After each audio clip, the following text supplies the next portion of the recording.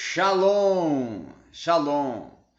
Muito bem, estamos dando início a mais uma aula, mais um momento juntos, mais um diálogo teológico que vai promover a você um conhecimento amplo em vários assuntos e áreas da teologia e principalmente dentro da proposta de lhe conceder uma mentoria, tá? Você vê aí na capa do vídeo a nossa breve biografia, como também a proposta mentoria teológica, tá? E abaixo ali o nosso WhatsApp para você que tem interesse de mentoria teológica está entrando em contato conosco, tá? Assim você vai poder, com esta proposta e com este curso, com esta mentoria, está alcançando um conhecimento muito mais amplo e um desenvolvimento na teologia muito mais apurado.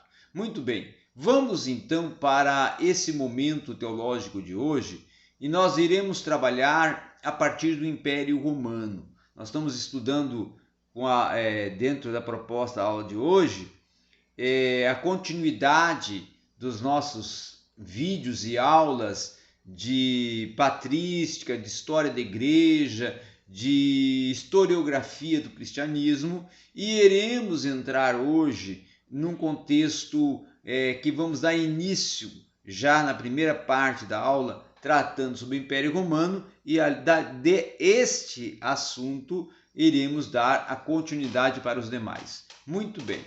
O Império Romano, tá? Ele era um império que dominava no período em que Jesus nasceu, porque também era o império que estava sob o comando de toda a região da Palestina, não só da Palestina, tá?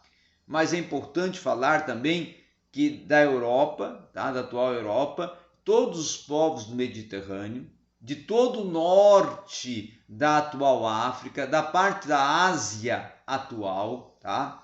E ele era caracterizado por uma unidade política, jurídica, econômica e cultural. Então essa unidade subdividia-se em cidades, províncias e dioceses, que cada qual era governada por administradores e juristas que eram submetidos a Roma.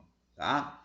O direito romano, tá? Ele era o grande responsável pela solidificação deste império. Todos os povos que eram submetidos a Roma seguiam a lei romana, mas esses tinham a liberdade de manter a sua própria cultura, costumes, festas e a própria religião. Tá? O imperador César Augusto, também conhecido como Augusto, ele inicia o seu governo, né, a sua atuação imperial em 27 a.C. e vai até a 14 depois de Cristo. No tempo de Jesus, ele vai levar a Pax Romana, ou seja, a paz do direito, tá, a todos os recantos do império. E ele vai construir, com isso, estradas para facilitar o deslocamento dos exércitos, a movimentação comercial, a circulação de pessoas e a facilidade de locomoção que era propícia para o cristianismo e para se expandir para além do judaísmo e mais tarde vir a atingir todo o Império Romano. Jesus prega então para os judeus, chama apóstolos para continuar a pregação do reino, nasce no governo do imperador Augusto e vai morrer sob o governo do imperador Tibério, isso em 14 a 37 d.C., que é o período em que vai estar governando como imperador Tibério.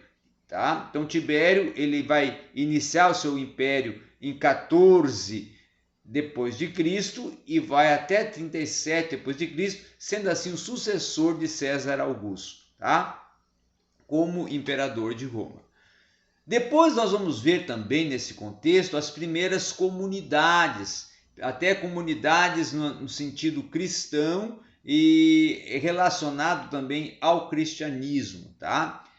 Lucas, no livro histórico da igreja, Atos dos Apóstolos, livro canônico, ele vai narrar os primeiros momentos da vida dos seguidores de Jesus após sua morte e ressurreição. Os apóstolos então continuaram anunciando a Jesus e que ele era o Messias enviado por Deus, tá? E a ressurreição dos mortos e o reino de Deus era então a mensagem pregada por a igreja ou pela igreja através dos apóstolos. E este anúncio, ele começa com o acontecimento no dia do Pentecostes, né? Como está narrado lá em Atos 2, tá?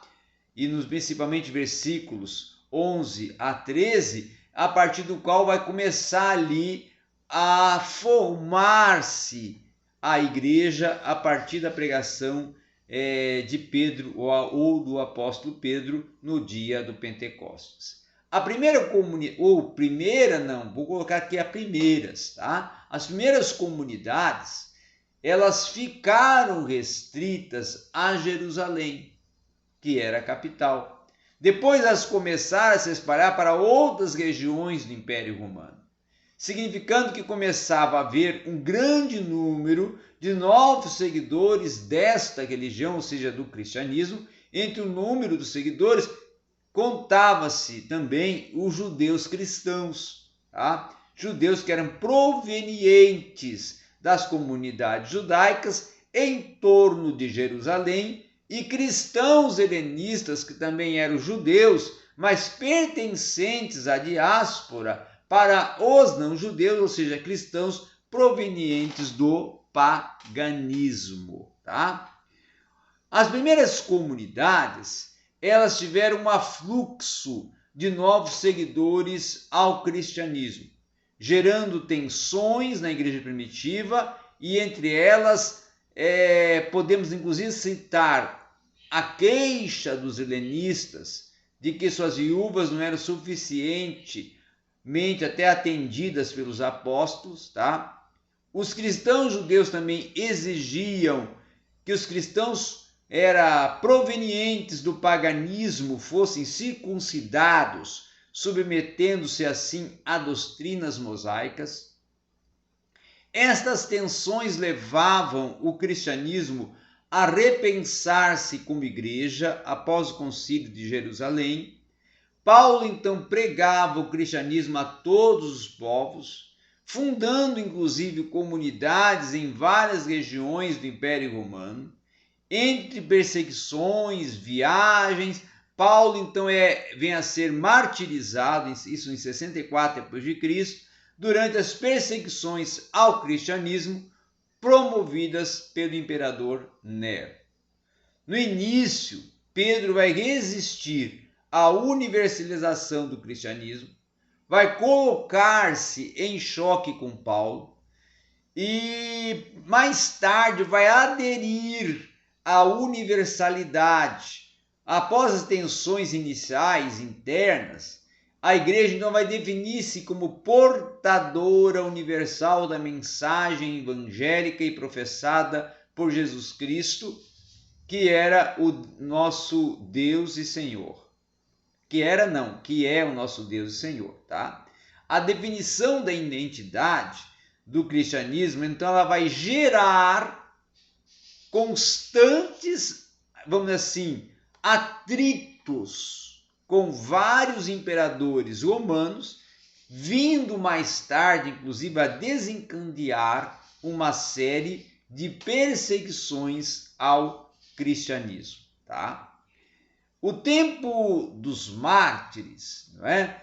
Nós podemos colocar que foi um período marcado pelas perseguições aos cristãos, aos quais foram tanto os imperadores romanos como algumas autoridades judaicas que chancelaram essa perseguição e ordenaram a morte, vamos assim, o martírio de muitos cristãos, de muitos não, centenas de cristãos. Então o conflito maior com os judeus, ele vai ocorrer em torno do Messias, tá?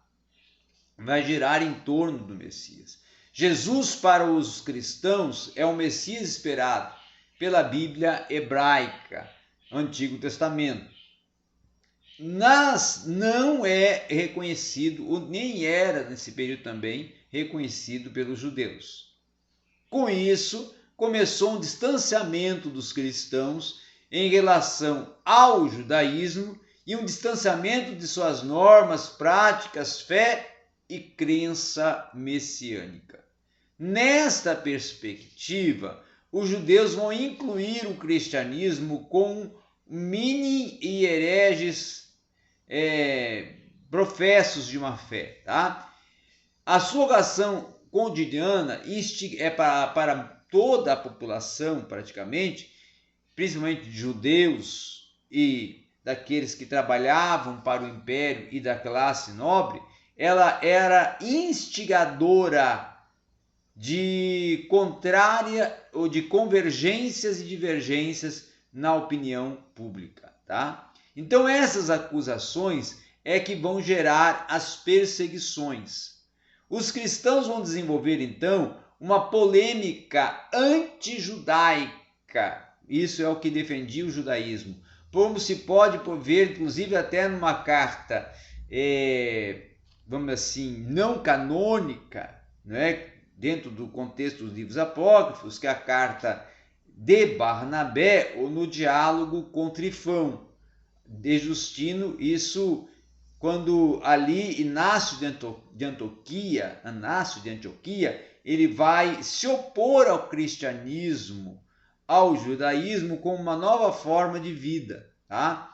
Em Militão de Sardes, morre então ali no período de 190 depois de Cristo, e já aparece a palavra maligna assassínio de Deus. Tá? Isso atribuído a Militão.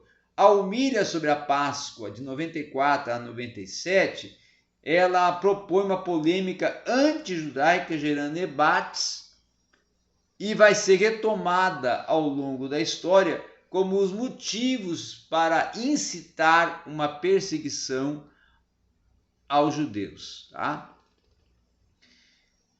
Um outro lado também é que os judeus vão perseguir os cristãos tidos como hereges, no ponto até que Estevão será lapidado pelos judeus, não é, como está ainda registrado no início da trajetória do cristianismo, lá em Atos Apóstolos, sendo o primeiro mártir da história da igreja, e essa lapidação ela vai desencadear uma perseguição muito mais, vamos assim, proeminente, muito mais propulsora, tá?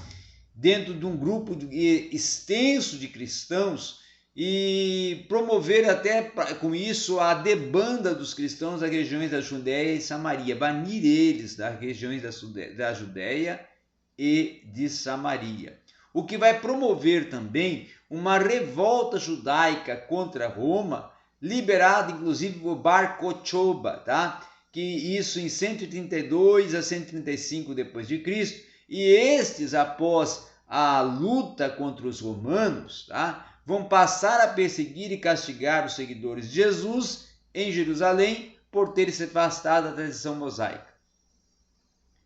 Quando os cristãos já constituíram um grupo numeroso, já tinha assim um grande número, suas práticas então apresentavam um perigo ao Império Romano, gerando muitas resistências e automaticamente perseguições. Num primeiro momento é que vai se caracterizar por perseguições até localizadas, a questão principalmente de uma perseguição universal em todas as regiões do Império Romano.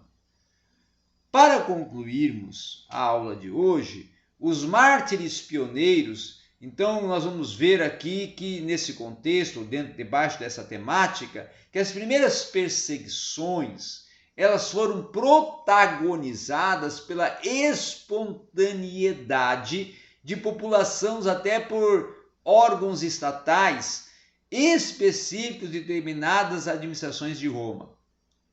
Essas perseguições, elas promoveram entre os anos de 550 depois de Cristo, né, debaixo da proposta do governador imperador Cláudio, isso em 41 a 54 depois de Cristo, até 192 depois de Cristo, dentro de um governo de Cômodo, 180 a 192 depois de Cristo, e este período é marcado pela alternância de intensas perseguições e mortes sangrentas e pela tolerância à fé cristã. A primeira perseguição cristã, 50 depois de Cristo, ela vai ser então protagonizada pelo imperador Cláudio, isso em 41 a 54 depois de Cristo, tá? E Cláudio vai ser o responsável por expulsar os judeus de Roma, os acusando de distúrbios sociais. Neste período, os cristãos e os judeus, em algumas regiões, eles vão manter estreitos relacionamentos, e os próprios cristãos em algumas comunidades eram constituídos inclusive por judeus que iam se tornar seguidores de Jesus, restringindo-se a expulsar para longe da cidade de Roma. A segunda perseguição aos cristãos, que vai ocorrer no verão de 64 depois de Cristo, ela vai estar sob o comando do imperador Nero, isso em 54 e 68 depois de Cristo, e esta vai se tornar a primeira perseguição romana que vai ter como objeto somente cristãos e vai decorrer de um grande incêndio na cidade de Roma, e Nero então vai ter planos para reformar Roma e realizar novas construções diante disso, incendiando a cidade e acusando os cristãos de serem os responsáveis, tá? Acontece também uma perseguição nesse período aos cristãos sob os domínios do imperador Domiciano, isso em 81 a 96 depois de Cristo. Domiciano inclusive vai se intitular Senhor e Deus, ou seja, Dominus et Deus, tá? Instituindo um culto e o juramento pelo imperador, o que inevitavelmente vai se chocar com a fé cristã. O imperador vai exultar os cristãos, acusando-os de ateísmo, e nesta perseguição, então, o evangelista João vai ter de auxiliar e exilar-se em Patmos, ou melhor, vai ter que ser exilado em Patmos. Tá? É bem provável, inclusive, que a execução do cônsul Flávio Clemente, por causa de seu ateísmo, tá? Vai ocorrer também com o exílio de sua mulher, tá? E que é a Flávia Domitila, tá? Que teria ocorrido por causa também da sua profissão de fé cristã. Tá? Então, é provável que este cônsul Flávio Clemente, ele se torna um ateu, por quê? Porque ele começa a defender a fé cristã e é considerado um ateu por não estar mais defendendo os interesses religiosos e também a posição abraçada pelo judaísmo e pela religião oficial dentro do Império Romano. Sob o governo de Trajano, isso em 98 a 117 depois de Cristo, nós vamos ter duas perseguições. A primeira vai acontecer em torno do ano 110 depois de Cristo, aonde os cristãos em Antioquia são perseguidos, e o bispo desta cidade, o Inácio, foi levado para Roma e jogado às feras da arena, tá? Para a diversão do povo.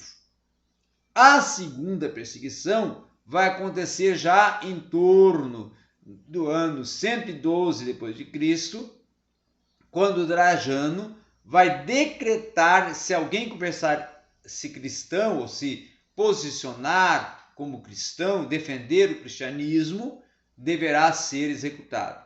Em Jerusalém, sob Adriano, o imperador Adriano, como o responsável pelo império, como aquele que está à frente do império, os imperadores, ou melhor, os cristãos, eles são perseguidos para a revolta judaica. isso em 132, 135 depois de Cristo, que inclusive é liderada por Bar Kokhba. O imperador Adriano então vai esmagar a revolta, enchendo Jerusalém de templos gregos e trocando o nome da cidade para a Aelia Capolitana, tá? E proíbe os judeus de entrarem na cidade sob a pena de morte. E as perseguições não vão se estender somente a gentios e cristãos, mas sob o governo do imperador Antônio, esse 138 a 161 depois de Cristo, Policarpo de Esmina é sacrificado também na arena de Roma, isso em 156 depois de Cristo, tá? Então, no governo de Marco Aurélio, isso em 161 a 180 depois de Cristo, vai ocorrer também em Lyon um levante contra os cristãos. Aproximadamente 50 cristãos ali vão ser torturados e devorados pelas feras ou pelos animais, tá? Então essas são algumas das circunstâncias e situações que vão promover o martírio e que vão incentivar um grande momento de martírio, de perseguição, desencadeando aí um grande momento de torturas aos cristãos dentro do contexto do Império Romano. Nós, na próxima aula, vamos dar continuidade com esse assunto ainda. Vamos partir do assunto do martírio universal e aí vamos dando continuidade à aula dentro da proposta da exposição do conteúdo de História da Igreja. Obrigado a todos e até a nossa próxima aula.